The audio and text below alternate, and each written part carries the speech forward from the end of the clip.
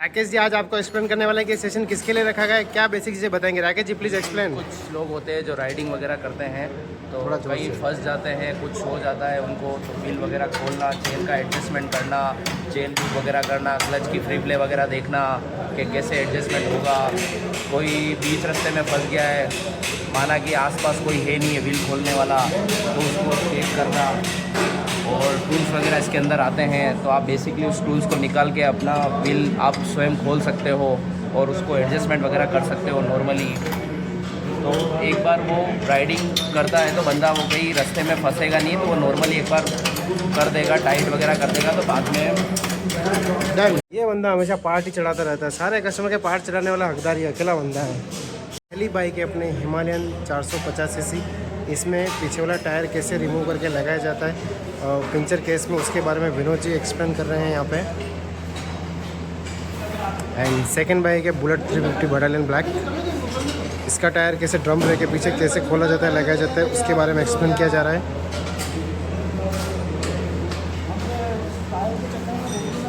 और ये है थंडरबर्ड पुरानी वाली, जिसमें पीछे डिस्क ब्रेक आता है, उसको खोलने में काफ़ी सारे इश्यूज आते हैं, उस चीज़ को लेके है।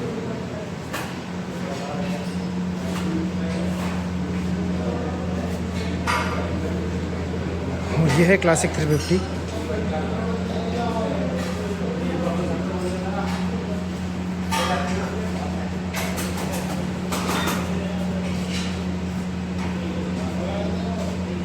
टायर कैसे निकाला जाता है वो बताया जा रहा है। ये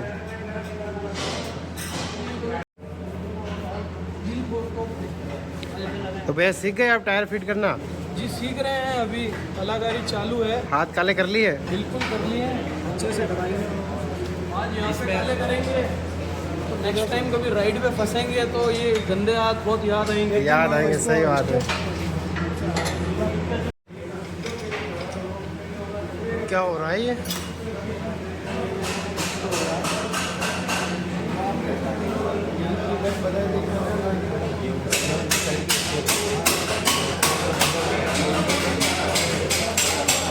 अभी जो सेशन चल रहा है इसमें पीछे वाला टायर जिसमें डिस्क ब्रेक आते हैं उसको कैसे फिट किया जाता है।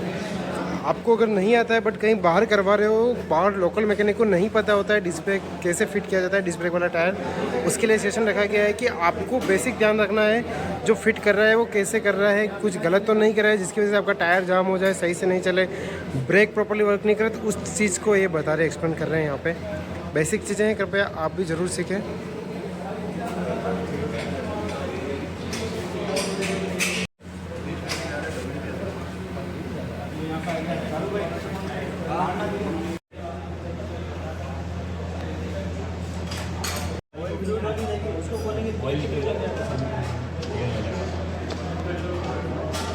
आप सोचते कॉम्प्लिकेट करोगे, आपका काम बढ़ता जाएगा आगे जाके।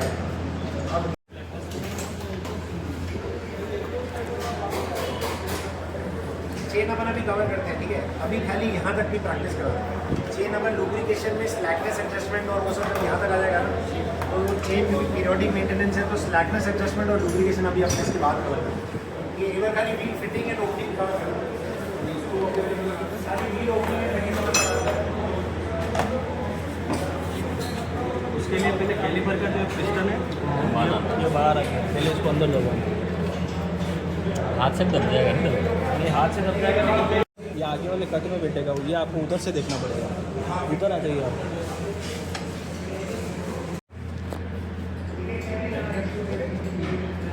फिर यहाँ से इस व्हील को डाल दिया, ब्रेक पैड कैसे डाले जाते हैं वो इस वीडियो में दिखा रहे हैं भैया अभी आपको। पैड इसके ऊपर फिक्स हो जाए, फिर हम जब डालेंगे इसमें दूसरा, वो भी सेम तरीके से आगे का फ्लो फिक्स करना है।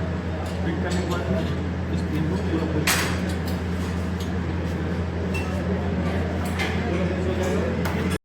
पहले हमारे मैकेनिक ने इनको बताया टायर कैसे खोला जाता है, अब कस्टमर खुद एक्सपीरियंस कर रहे हैं टायर को कैसे खोलें। हिमालयन का टायर खोल रहे हैं कस्टमर, आप देख लीजिए, ये सारे राइडर्स हैं। और फाइनली इन्होंने टायर खोल ही दिया है। ये विनोद जी हमारे टेक्नीशियन हैं जिन्होंने सब कुछ बताया है कैसे टायर रिमूव किया जाता है।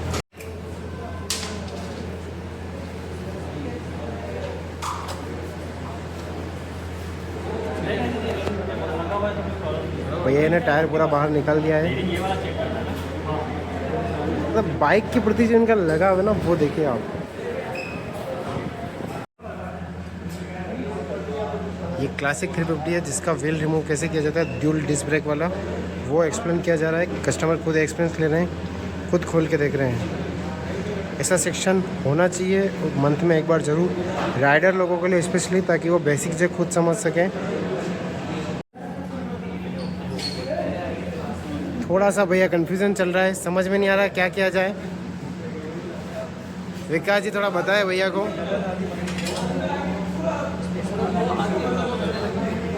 ओ भैया कैलिपर लगाना भूल गए, अभी वापस से खोला है टायर को, अभी वापस लगा रहे हैं।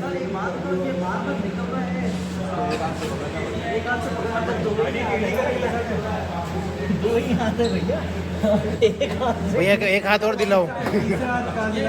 किसका हाथ भेजूं भैया? मैं आपको बता देगा। हाँ बताओ, एक्सप्लेन प्लीज राइट नाउ।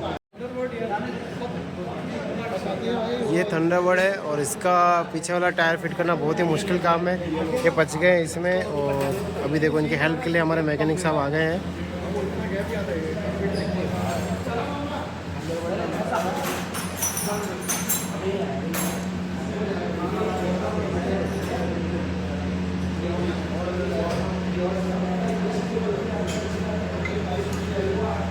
तो भैया फाइनली सीख गए हैं क्लासिक का टायर फिट करना।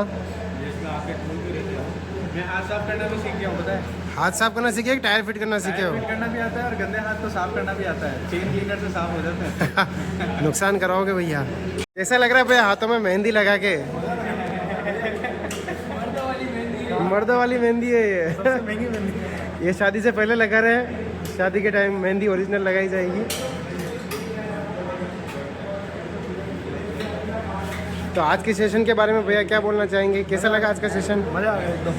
अच्छा लगा? अच्छा लगा। टायर खुलना सीखा पहली बार, कैसे खुला जाता है। अब जाएंगे लद्दाख की तैयारी। ओ लो भाई, लद्दाख की तैयारी कर ली भाई ने तो। लद्दाख की तैयारी के लिए टायर खुला। पर भैया आए भी पूरे राइडर पोजीशन में ही, कपड़े वपड़े सब कंप्लीट पहन के, गेयर वेयर, पता है कहीं लग उग न जाए।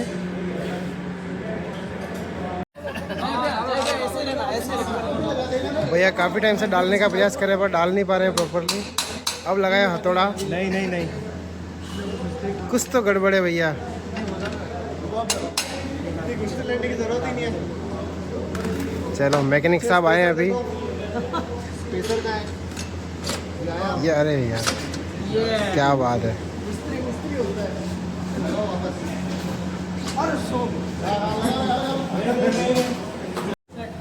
थोड़ा सा ऊपर हाँ ऐसे रखना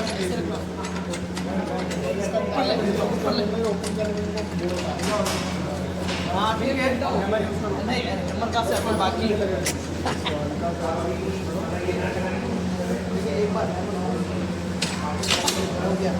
अब ये ब्रेक पैड और ये ब्रेक पैड को कंपेयर करो। ये कैसा हुआ? ठीक है। ये खत्म है। लाइन आ गई। लाइन इस लाइन तक आना चाहिए ना? नहीं, ये लंबा बैक पैड चेक करें हाँ, वो जरा। नहीं, अलग अलग गाड़ी का है, ठीक है। बट ये मैं आपको डिफरेंस बता रहा हूँ कि एक नॉर्मल ब्रेक पैड और एक वॉर्न आउट ब्रेक पैड में क्या डिफरेंस है। अब अगर अपन ब्रेक पैड को वॉर्न आउट होने देते हैं इस लेवल तक भी, तो आपकी डिस्क इस कंडीशन में आ सकती है। अब ये जो हुआ है ये मेटल टू मेटल कांटेक्ट की वजह से हुआ है। इस गाड़ी की डिस्क प्लेट भी ऑलमोस्ट वही स्टेज पे है जो ये स्टेज पे है। अल्टीमेटली क्या है कि आपको टाइमली डिस्क पैड्स चेंज करने बहुत ज़रूरी है, नहीं तो ये वाला पार्ट जो है वापस से एक्सपेंसिव है। और एक मेजर पार्ट है डिस्क प्लेट, राइट।